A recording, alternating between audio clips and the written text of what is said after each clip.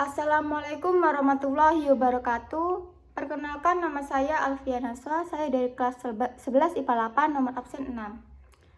Di sini saya akan menceritakan tentang kisah Nabi Musa alaihissalam berguru kepada Nabi Khidir alaihissalam. Kisah ini diceritakan lengkap dalam Al-Quran surah Al-Kahfi ayat 60-82. Kisah ini bermula di saat Nabi Musa sedang berdiri dan berkhutbah di depan kaum Bani Israel. Pada saat beliau berkhutbah, ada salah satu dari kaum Bani Israel bertanya kepada Nabi Musa, "Wahai Nabi Musa, siapakah manusia yang paling berilmu?" Nabi Musa pun menjawab, Tidak ada lagi yang paling berilmu di muka bumi ini selain aku." Akibat dari jawaban itu, Nabi Musa ditegur oleh Allah Subhanahu wa Ta'ala. Allah menurunkan wahyu kepadanya, "Sesungguhnya aku memiliki seorang hamba di pertemuan dua samudra yang lebih berilmu darimu." Nabi Musa pun menjadi penasaran, "Wahai Tuhanku, bagaimana aku bisa bertemu dengannya?"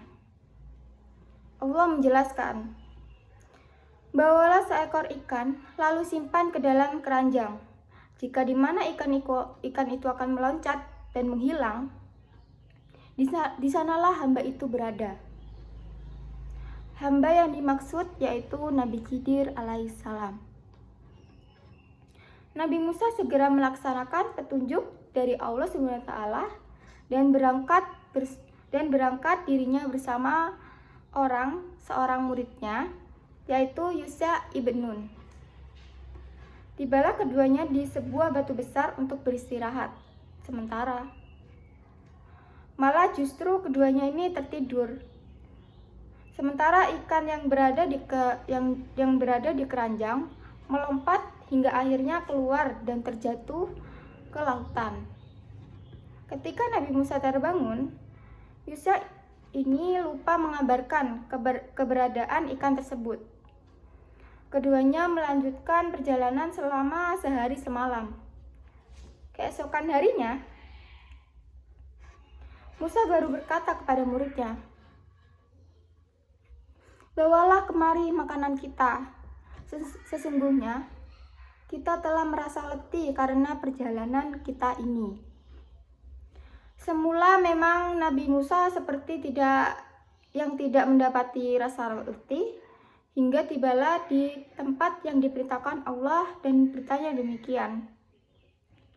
Muridnya lantas menjawab, "Tahukah engkau, terkala kita mencari tempat berlindung di batu tadi, sesungguhnya aku lupa bercerita tentang ikan itu, dan tidak ada yang melupakanku kecuali setan. Dan ikan itu mengambil jalannya ke laut dengan cara yang sangat aneh." Benar sekali, ikan itu mengambil jalannya di laut, sehingga Nabi Musa pun terheran-heran. Nabi Musa berkata, "Itulah tempat yang kita cari." Akhirnya, kedua pun kembali mengikuti jejak mereka semula. Keduanya menyusuri jejak mereka semula hingga sampai lagi di batu besar. Tiba-tiba seorang pria yang berselimutkan sebuah kain. Musa pun mengucap salam dan dijawab oleh pria berselimut yang belakangan dikenali sebagai Khidir itu. Bagaimanakah salam di tempatmu?" Musa lalu memperkenalkan diri. "Aku adalah Musa." Ditanya oleh Khidir, "Apakah Musa kaum Bani Israel?"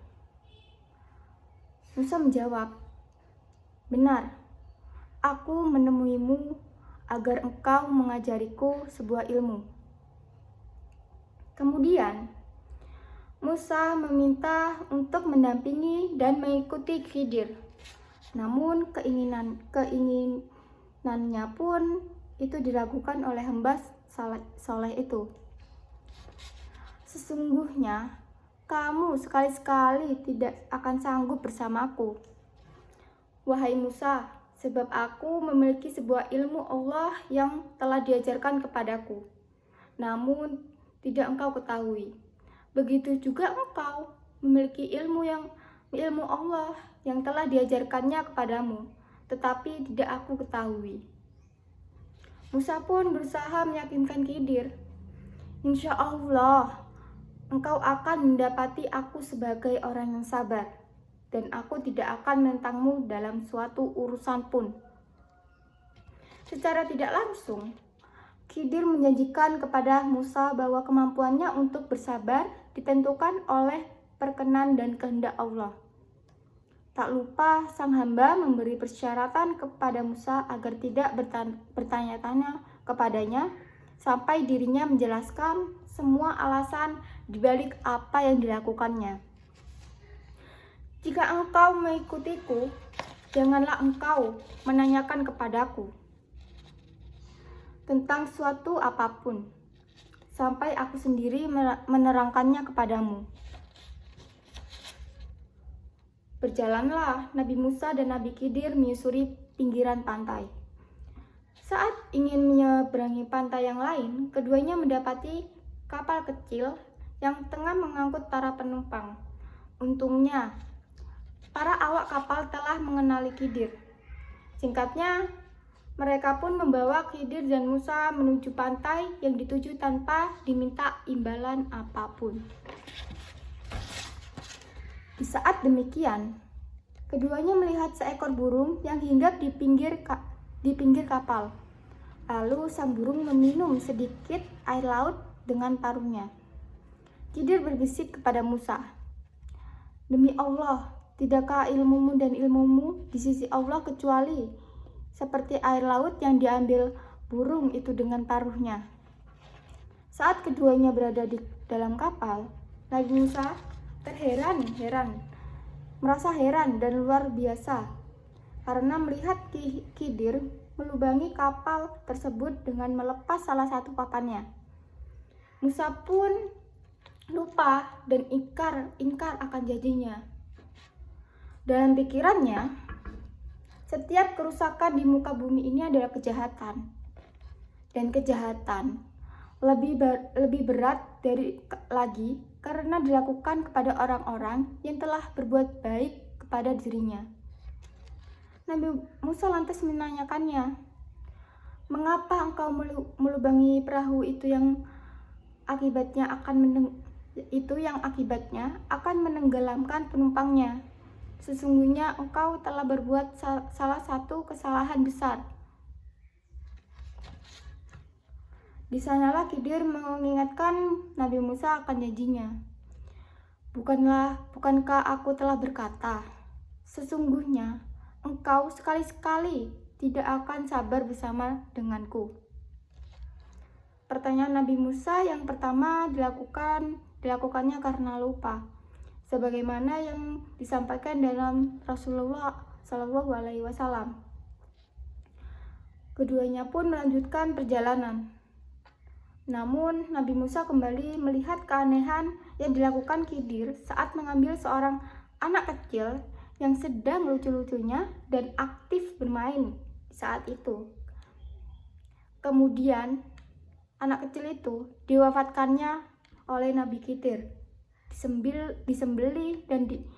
Disembelih kepalanya, dipisahkan dari tubuhnya. Melihat hal itu, lagi-lagi Musa tak mampu bersabar. Ia kembali mengingkari janjinya, padahal dirinya tahu akan janji yang telah disampaikannya. "Mengapa engkau membunuh jiwa yang bersih? Bukankah karena dia membunuh orang lain? Bukankah dia membunuh orang lain? Sesungguhnya engkau telah melakukan suatu hal yang mungkar." Khidir pun melontarkan teguran yang sama kepada Musa. "Bukankah aku berkata, sesungguhnya engkau sekali-kali tidak akan mampu sabar denganku?" Di sini Musa pun menyadari jika dirinya tidak akan mampu lama-lama menemani Khidir. Sang hamba yang saleh itu Ia tak kuasa melihat setiap kejadian yang dialaminya, sementara dirinya terdiam. Keadaan itu kembali kepada dua hal. Pertama, kembali kepada tabiat Musa. Sebagai sosok yang berjiwa pemimpin, Musa mungkin sudah terbiasa kritis setiap apa yang telah dilihatnya. Di saat yang sama, ia tidak terbiasa berdiam diri ketika melihat perkara yang tidak disukainya. Kedua, syariat Musa tidak membenarkan pembunuhan terhadap seorang anak, kemudian membiarkan pembunuhnya bagaimanapun keadaan pelakunya. Artinya, dalam hal ini, Nabi Musa mengakui kesalahan yang dilakukan terhadap Khidir. Karenanya, ia kembali meminta kesempatan yang ketiga kali dan berjanji, jika kembali bertanya sesuatu, dirinya berhak untuk berpisah dan ditinggalkan Khidir. Mereka pun melanjutkan perjalanan sampai di suatu kampung yang penduduknya kikir. Mereka berdua mencari orang-orang yang berkenan untuk menjamu mereka. Namun, tidak mendapati seorang pun. Meski demikian, Khidir tetap memperbaiki sebuah dinding rumah di kampung tersebut yang nyaris roboh. Lagi-lagi merupakan perkara aneh. Mereka diketahui sebagai kaum yang kikir, namun Khidir mau memperbaiki dinding rumah mereka tanpa mendapat imbalan apapun. Disinilah Musa sudah memilih untuk berpisah dengan Khidir. Hal itu ditunjukkan dalam pertanyaannya tentang alasan mengapa Khidir mau memperbaiki rumah para penduduk kampung itu tanpa meminta imbalan sedikit pun. Padahal dari mereka tidak ada yang mau menyambut dan menjamu mereka. Seandainya Musa bersabar dan mendampingi Khidir, tentu Musa akan mendapatkan banyak keajaiban dan rahasia yang dialaminya. Sayangnya, Nabi Musa memilih berpisah setelah Nabi Khidir menjelaskan rahasia di balik semua yang dilakukannya. Adapun perahu itu adalah milik orang-orang miskin yang bekerja di laut. Maka aku bermaksud membuat cacat karena di hadapan mereka ada seorang raja yang zalim, yang merampas setiap perahu yang terlihat masih bagus. Jelas Nabi Khidir pada Nabi Musa. Adapun anak yang aku wafatkan itu, kedua orang tuanya adalah orang yang mukmin, dan aku khawatir kalau dia akan memaksa kedua orang tuanya untuk durhaka dan berbuat kufur. Maka kami menghendaki bahwa Tuhan mereka menggantinya dengan seorang anak yang lain yang lebih baik kesuciannya daripada anak itu dan lebih sayang kepada ibu bapaknya. Dalam artian, anak yang sudah diwafatkan Nabi Khidir itu akan digantikan oleh seorang anak yang akan lebih baik daripada anak yang terdahulu. Adapun dinding rumah itu adalah milik kedua anak yatim di kota tersebut, dan di bawahnya tersimpan harta milik mereka berdua. Sedangkan ayah mereka adalah orang yang soleh. Maka Tuhanmu menghendaki agar keduanya mencapai usia dewasa dan mengeluarkan simpanannya itu sebagai rahmat dari Tuhanmu. Aku tidak melakukannya berdasarkan kemauanku sendiri. Maka itulah makna sesuatu yang engkau tidak mampu bersabar terhadapnya. Pungkas Khidir. Nah, pertemuan Nabi Musa dan Nabi Khidir ini pun diabadikan Al-Quran dalam surah Al-Kahfi mulai ayat 60-82. Kisahnya diriwayatkan pula oleh Al-Bukhari dalam kitab Al-Ilm dan Ibnu Abbas dari Ubay ibn Ka'ab. tepatnya dalam bab Zukira Zahab Musa fi al-Bahar ila al-Khidir. Oke, sekian mungkin dari saya tentang perjalanan kisah Nabi Musa alaihissalam berguru kepada Nabi Khidir alaihissalam. Wassalamualaikum warahmatullahi wabarakatuh.